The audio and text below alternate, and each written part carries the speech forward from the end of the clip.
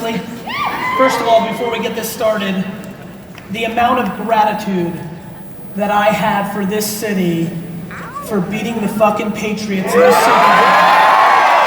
Let's fucking go! Thank you for that. Man, I hate those fuckers. Today's an extremely special day for me because today is my mother's birthday. And I thought I would use that as a framework of the opening dialogue, giving a sense of who's speaking today. I won't go too much into mindset and motivation and those kind of things because I think we have a lot of people covering it. I'm actually going to go pretty practical on the back half of this about why I think most of you are massively missing the mark. And I include myself in that we're missing the mark in this enormous gold rush of Facebook ads and Instagram ads, LinkedIn, YouTube. No matter how much content you're producing for whatever you're trying to achieve, whether that's to raise money for the PTA or sell sneakers or build your real estate firm or whatever you do, the one thing for all the people here in the front and all those homies that I love so much in the back, man, it takes a while for noise to get the fuck up here. This is crazy. The one thing I know for fact that connects every person here, that the cameraman right there, myself, you, all of you, is that attention is the asset. That before you can tell me how great you are, why I should buy your thing, why I should do the thing that you want me to do, vote for me, buy my thing, do this, help that attention is the asset. And I've spent the last 20 years of my business career becoming a practitioner in what I call underpriced attention.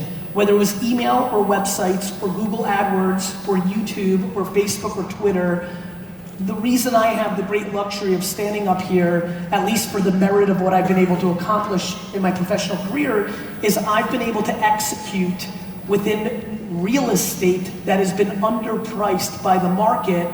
I've been able to storytell and execute in there, and that has led to the results that I have. As I got older, I got smarter and started investing in the platforms that became the most important real estate, and those are the foundations of the things. And when I buy the New York Jets and win my Super Bowls, it will 100% be on the back of the things that I'm going to talk to you in the second half, which is how all of you need to start buying and creating on these platforms, and why so many of you have failed. How many people here, by show of hands, have run Facebook or Instagram ads and it hasn't worked? Because I think it's a lot of people. Raise them high. There's a very specific reason. It's because it's not that easy. It's not just, it's like me saying I'm gonna put a ball in the hoop. Like, that's great, but that doesn't mean I'm gonna be a professional basketball player. It takes a skill set, and I'll get into that. And that's the thing, if you wanna ask me what I'm trying to accomplish here today, every person in here is underspending and under-creating on Facebook, LinkedIn, YouTube, Twitter, podcasting, email, everybody, me too. And I have 22 full-time people. I'm spending $3 or $4 million a year between advertising dollars and people, and I'm underdoing it. So I really need to deliver that. That's part two. Part one is a little bit more interesting to me. Over the last year, it's become obvious to me that optimism is actually a strategy. That I'm fascinated by what I was gifted. I was gifted through my mom's DNA, and by the way that she parented me, to be fundamentally in a place where I just am incapable of seeing the negative. It's not that I'm delusional. Basically my life for the last 27 years has been pretty basic. If I wake up and me and the 7 or 8 people that I love the most didn't die, I'm fucking pumped. Now, I really, really need you to understand what I'm saying. I mean it. It's super basic. I have a happy life, not because of my success. Seeing my dear high school friend Jess right there in 1, 2, 3 in the 5th row, it was super fun. I ran to her in the hotel last night, and I was there with her husband and friend, and it was fun for me. It was emotional for me because she's one of a very, we only went to high school with 254 kids. I know it's 254 in our class now. I don't know how many of you follow me on Instagram, but the happiest day I've had in the last month was when I posted my report card a month ago, because I was ranked 243 out of 254 in the high school. But there's not a lot of people, because I was very insular. What she can tell you is that for the first 3 7/8 year of my high school career, because I worked in my dad's liquor store, and because I worked after school, I didn't do after school sports, I didn't hang out, I didn't have much of a social life. I sold baseball cards in the malls of New Jersey, and I worked at my dad's store. I was in my own shit. And so for me, it's fun to see her right here, because you could say, I have empathy. One could say, well, you're happy because you've made it. I was fucking super happy when I wasn't making it and doing the shit that nobody wanted to do. A lot of people are very confused with my narrative. When people want to troll me, they're like, easy for you, you were handed $3 million, or this, that, the other thing. I spent the first 12 years of my career, 15 hours a day, paying myself less than $100,000 a year every year, building my family liquor store business for my parents. I left at 34 years old with 0 equity in Wine Library, no money to my name, and no equity on paper. I basically started over 7 years ago. But I checked, thanks Dad, but I checked a very important box for me. I don't know how many of you are immigrants or the children of immigrants, or how many of you are in the same way that I am, that have the great, great fortune to have their parents be their heroes. But there is no greater feeling in life than feeling that you've settled the score with your parents and gave them as much as they gave you. And that feels incredible for me, of what I did in the first part of my career. But here's what I will tell you on my mom's birthday. My mom did some crazy ass parenting on me. First of all, the number one thing that my mom did for me, and the number one issue for the far majority of this room, and I'm just lucky of good parenting and DNA, I don't think I'm better than you, I'm just telling you because I see it every day, and because I've read a lot of tweets in the last 24 hours of people that are in this audience, and I look at not just the tweet that you said you're excited to see me, I look at all the shit you post because I'm trying to get a sense of you fuckers. The number one gift my mom gave me is a lack of entitlement. If you want to talk, for all the good shit that's going on with me, I literally think I mean nothing. I'm being dead serious with you. I think I'm the greatest of all time, with my confidence and bravado and ego and excitement and the things that I see are happening, but I equally know that if I disappeared tomorrow, cool, I'd have a good social media day, and then everybody would move. I'm telling you, when Prince and David Bowie died in that little window, and I watched those icons of culture get about 24 hours of love and then everybody forgot, I was like, fuck, right? I mean it. And so what's really empowering and what's holding so many people back here is entitlement. You feel like somebody owes you something because something went wrong somewhere along the way. I don't. I actually think whatever went wrong for you is the best shit that ever happened to you, because adversity is absolutely the foundation of success. The other thing I know is I have bad news. Nobody gives a fuck about your problems. And this is super important to understand. The second you actually understand that nobody actually gives a shit, the only people that listen to you complaining are your loser fucking friends. If you like complaining, like, just take a step back. Look around the next time you're complaining about the government or racial or feminine I had a guy sit in front of me the other day crying that his life was bad because he was a white male. Rich white male. I was like, oh shit, we've gone everywhere now. You're either on the offense or defense. I just want you to know something. One of the things that's been really on my mind is I think a lot of people think they're in the middle. They're like in a transit. You're only on the offense or the defense. And I've realized that I've been on the offense my whole life because I never felt entitled to anything. An incredible thing happens when you're born with very little. I was born in the Soviet Union. We come to America. I live in a studio apartment in Queens. You know, my parents bought me 6 toys in my entire life kind of thing. We took one family vacation in my entire life, right? When I wanted Nintendo, my mom looked me dead in the face and said, good, go buy it. And that was huge. On the flip side, what she also did was she instilled, let me rephrase, she reinforced things that came natural to me and made them the most important things. While I was getting D's and F's, and every other immigrant parent was making their kids get A's and B's because they thought that's what mattered, my mom was accelerating and going out of her mind anytime that I showed compassion, anytime that I showed empathy, anytime that I showed gratitude. I once opened a door for a woman. This is an amazingly interesting story to me.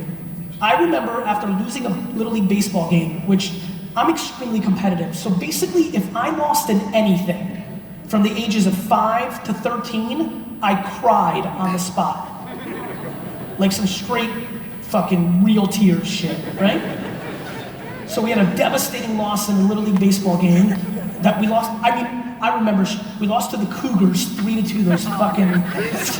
Anyway, we went to McDonald's because my mom didn't like buying shit, but she knew I was super sad, so she didn't buy me a fucking Big Mac. So we went to McDonald's. We got there, and I remember this for the rest of my life. I was 8. I opened a door for a woman. I didn't just walk in, just opened the door for a woman. You would have thought that I won a Nobel Peace Prize. My mom made such a big deal about that. You know, there's a legendary story for my mom of when on my 10th birthday we went to Toys R Us, and because Cabbage Patch Kids were so hard to get, they had them, so I took all my money and bought my sister the Cabbage Patch on my birthday. That was a good one. That's better than the door, but still, you have to understand what she did. And honestly, for all of you that watch me, it's what I'm doing for my community with my content. We, my friends, more than ever now, we need to focus on the truth. Here's the truth. This second that we're sitting here is the greatest second in the history of mankind for human beings.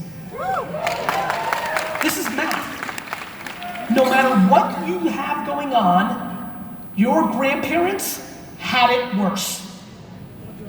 We are so good at blaming other things and dwelling and complaining on shit without looking at the reality of the situation. No matter how bad you have it, millions, billions have it worse. And so for me, the mindset that I've rolled in this whole game is nobody cares. Nobody cares. And not that they don't care, people have compassion, but they can't. Think about how much you can care, even for the people you love the most. It's just a human thing. And more importantly, we have it ridiculously good. This internet thing is the most important invention in the history of the human being. All the things that you worry about of like the man stopping you or something stopping you, all these things that we envision that are the reasons why you haven't been successful, this internet thing is taking away. The internet is the middleman. It's true. You have to understand how ridiculous this thing is. The ability for you to create content, pictures, videos, and written words on Facebook, YouTube, Instagram, LinkedIn, and beyond, and going direct to the audience eliminates any excuse you come up with. I could literally spend the next month, one by one, systematically going through this big room, and no matter what excuse you come up with, the answer is gonna be, and? Guys, we have to eliminate complaining and dwelling. We have to. It's just everything, and that's what she did for me. She instilled the right positive things, and most of all, she eliminated fucking excuses. She eliminated entitlement. And most of all, how many people are parents in here? She did one other thing that's super important to me. This whole 5th place trophies bullshit.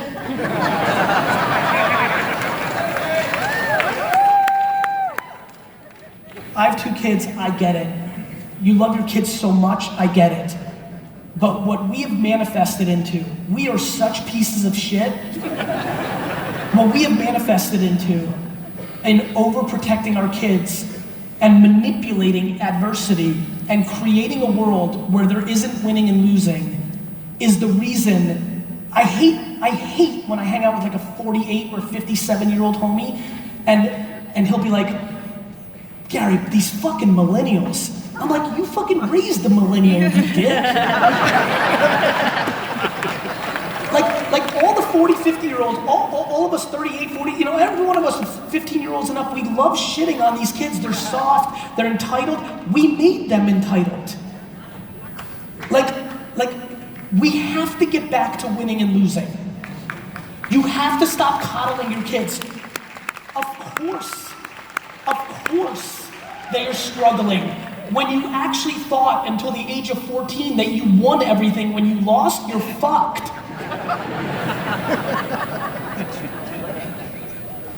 Fuck. The Patriots lost. I knew that would work.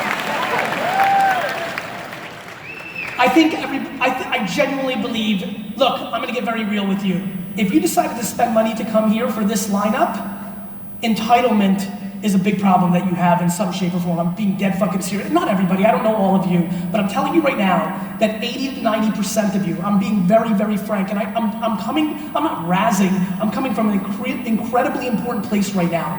Please eliminate entitlement. Nobody, nothing, nobody owes you shit. Nobody gives a fuck that your parents are alcoholics.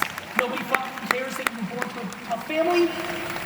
And here's the truth. If you actually live that, whether it's true or not, you can then finally navigate. All of you are looking backwards and people are fucking passing you by. Yesterday's fucking over. And I'm telling you right now, that to me, over the last decade, has been stunning to me.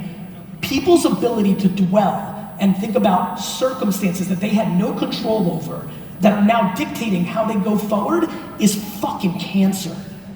And if I could fucking strangle it out of your fucking body here right now, Philadelphia, I would. Because there's no tactic I'm gonna teach you, there's nothing motivational me or Les or fucking Tony are gonna say to you that's gonna do dick for you if you're still dwelling that your fucking aunt stole $800 from you.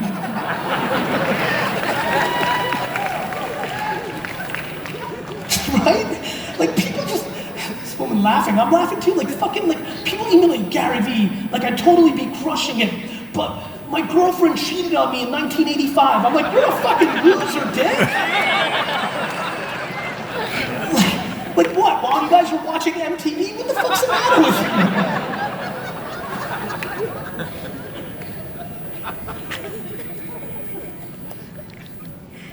People complain that Facebook and Instagram's algorithm changed and they're not getting as many likes.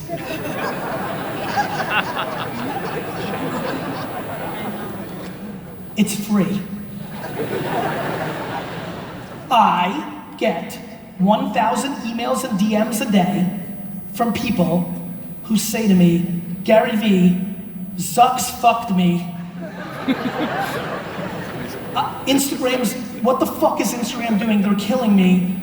They changed the algorithm, YouTube too, and Google before that in 2003. These are fucking free platforms. And you're literally complaining about the algorithm change. Let me tell you why you're getting less likes or getting hurt by the algorithm change. Because your content's not good enough. Because you joined engagement groups and you each like each other's shit, you fucking hacking piece of shit.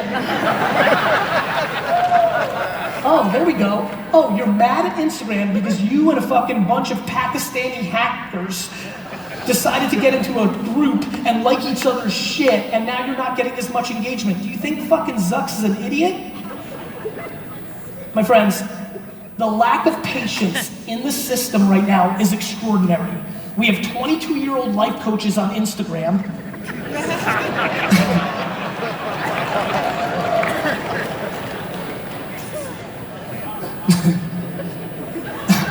I don't want to get side railed because this can get real fucking ugly, Philly.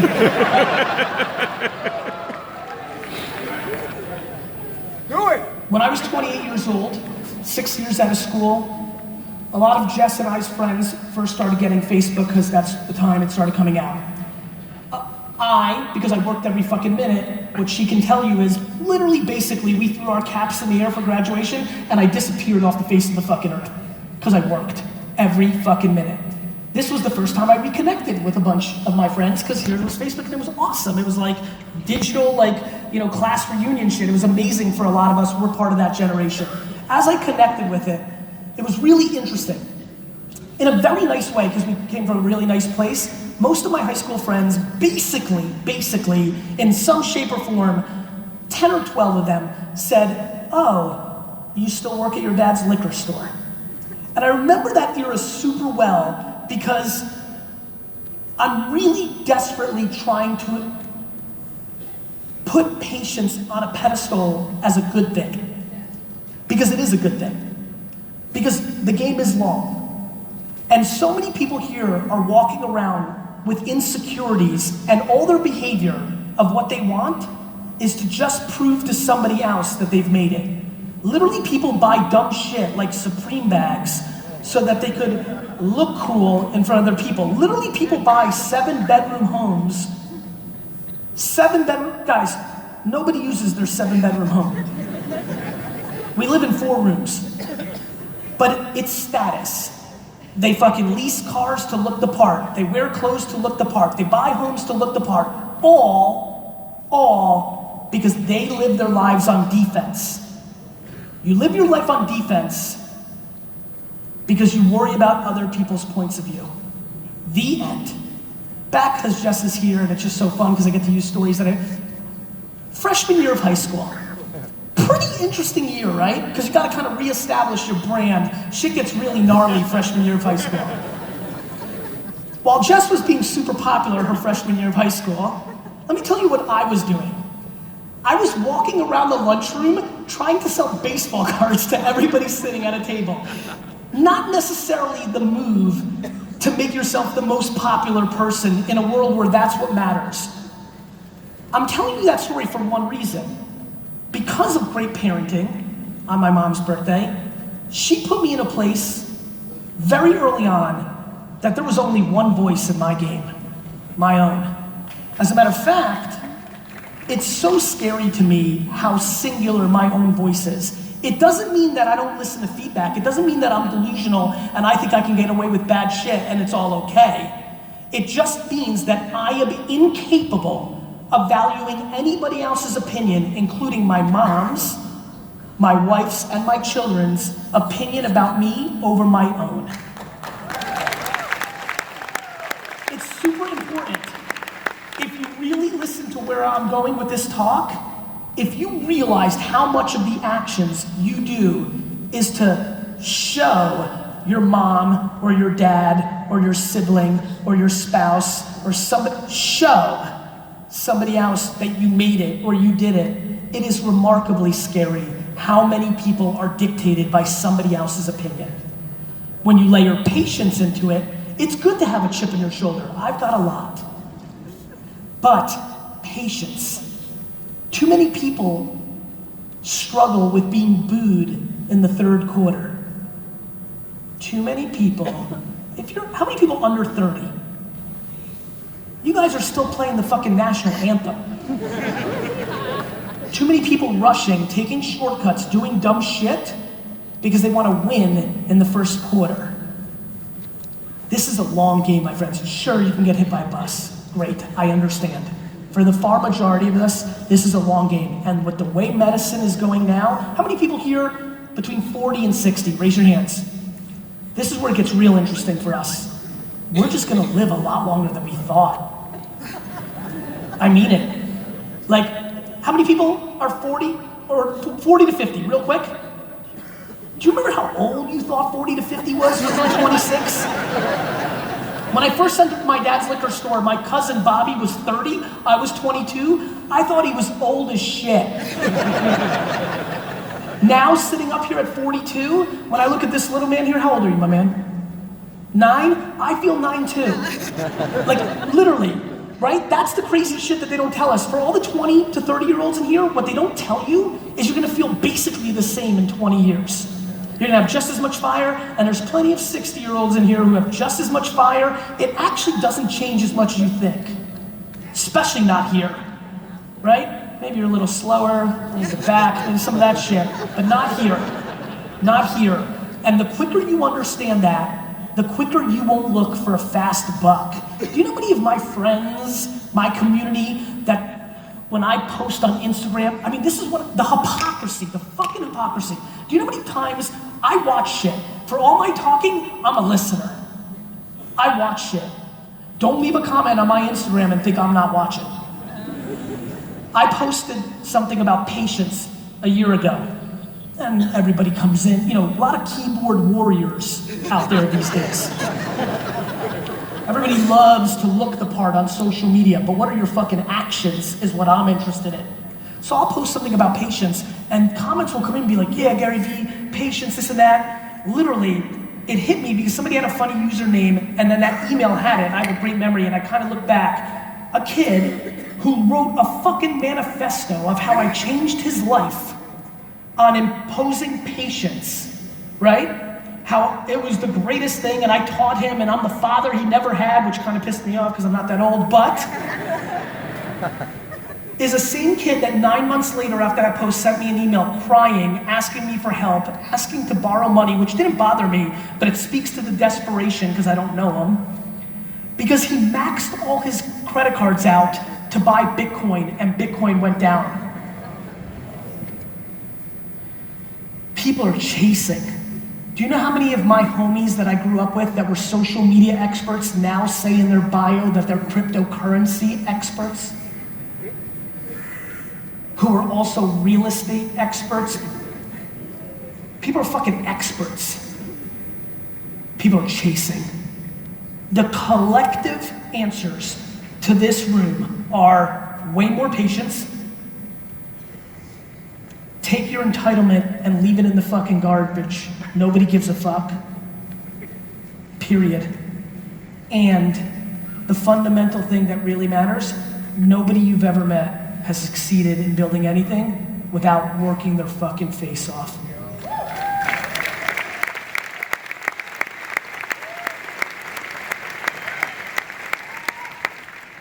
I literally throw up in my fucking mouth every time I hear the word passive fucking income.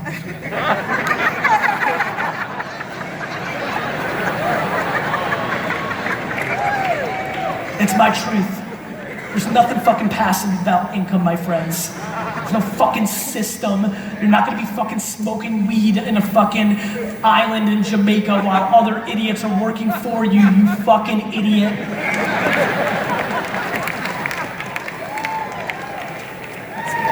And so I highly recommend, as you sit in your fucking chair right now, that you start getting real with yourself. Every excuse that you have, it's your fucking fault.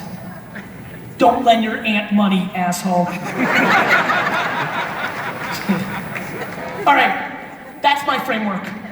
It's work, it's patience, it's a long game. You've got to put in the effort every single day. I highly recommend finding something that comes natural or you like.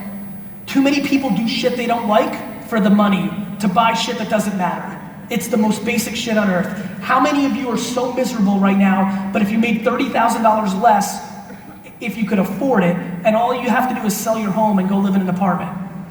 Like, it's crazy to me the traps that people are putting themselves into for buying shit. By the way, buying shit to impress other people, you're playing for an outside game.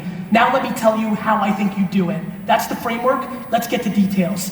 Content. Content. A video, a written word, or a picture. Content is the gateway drug to every single thing in our society. Anything that you want to happen. You want to sell sneakers, you want people to buy your course, you want to sell homes, I don't give a shit. No matter what you do in this room, content is the gateway drug to your success. If you are not producing pictures, videos, and written words for Facebook, Twitter, Instagram, Snapchat, LinkedIn, YouTube, Medium, if you are not doing that, you are fundamentally irrelevant in society. I don't give a shit that you didn't grow up with it. I don't give a shit that you hate going to a restaurant and seeing two people on the phone and it's sad. I don't give a fuck. I don't give a fuck if you're judging your grandkids. They're so introverted now, they don't know how to communicate, they don't look in your eye. Fuck you, Grandpa. This is the new game. You can be sad all you want. You're the same asshole that said you would never get a cell phone, and now you have one, Barry. Technology doesn't give a fuck about how we grew up. Technology is gonna do its thing. Technology doesn't care what your opinion is.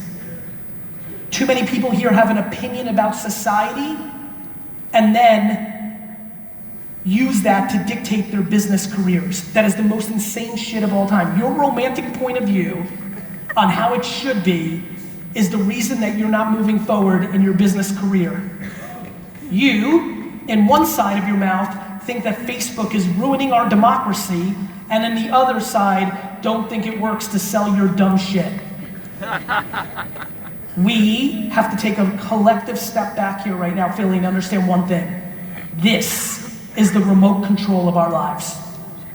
Let me say something very simple. I'm gonna demonstrate it to you, and if you really understand what I'm saying right now, it's gonna really matter. Facebook and Instagram are streams, right? There's only so much real estate. Facebook's and Instagram's only asset in society is your attention. The reason the algorithm is the way that it is because if they keep showing you dumb shit and you don't like it, you're gonna leave. How many people here have been on email for 15 years or longer? Raise your hand. Great. Remember how we used to read email 15 years ago? We read it. For all the youngsters in here, I had an email newsletter in 1996 that had 91% open rates.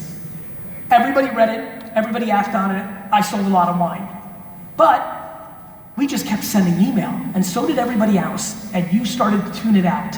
You know why the algorithm's not showing your content as much? Because the people that do see it aren't showing that they like it, thus it doesn't want to show it to other people. The algorithm is saving ourselves from ourselves. The algorithm works, it's why it's working. But here's the problem with the algorithm. There's only so many pictures and videos. And right now, we're just competing amongst ourselves. I'm the alpha, I'm the biggest invested, it's why I'm growing the fastest. Others in here are doing solid, decent, or nothing at all, and that is a direct correlation to your success, and more importantly, your future success. Here's the problem, my friends. Coca-Cola and BMW and Comcast and the Eagles